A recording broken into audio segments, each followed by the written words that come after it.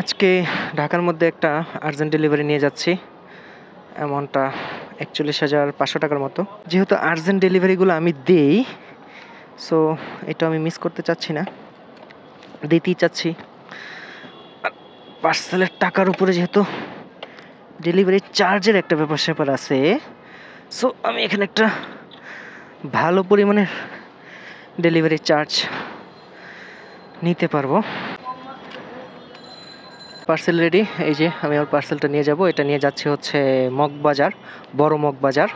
অনেকদিন পরে আপনাদের সাথে পার্সেল শেয়ারের একটা ভিডিও শেয়ার করতেছি। যেহেতু এটা আমার পার্মানেন্ট তেমন কাজ না, বাট এটা আমি মাঝে মধ্যে করি। রাইড শেয়ারিং মেমোরি হিসাবে জিনিসটা আপনাদের সাথে আমি শেয়ারও করি। সো আজকে ওরকমই একটা পার্সেল। অনেক জ্যাম, ঠিকানাগুলা ওইভাবে মন থাকে না, রাস্তার অলিগলিগুলা। আমি একটু দেখি, আমি এখন আবার একটু স্টার্ট দিয়ে দেখে। ও, বেশি দূরে নেই, কাস্টমারের ডেস্টিনেশনে প্রায় চলে আসছি। অল্প একটু সামনেই ওনার অ্যাড্রেসটা।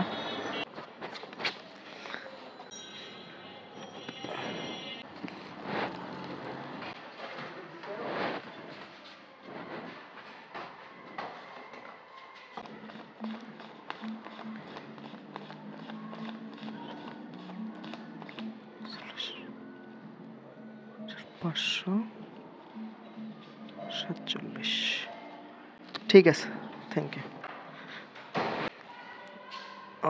লিফট না আস্তে আস্তে অনেক দেরি হবে ভাই, আমি এর আগে সিঁড়িতে নেমে যেতে পারবো।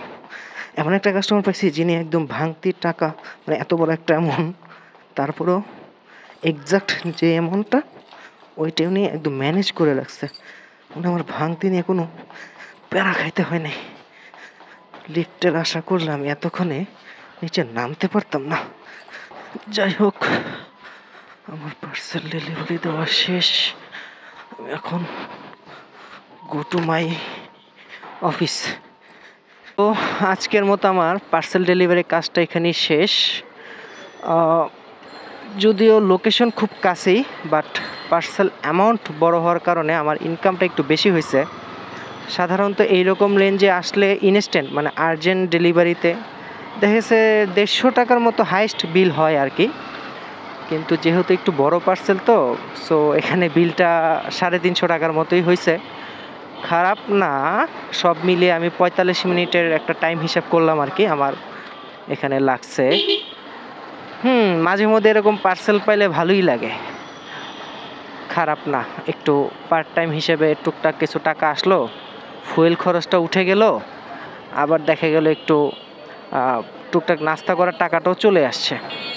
আচ্ছা, যাই হোক, আপনাদের সাথে অনেক দিন পরে এরকম পার্সেল ডেলিভারির ব্যাপার স্যাপার শেয়ার করলাম আর কি। সবাই ভালো থাকেন, সুস্থ থাকেন, আল্লাহ হাফেজ।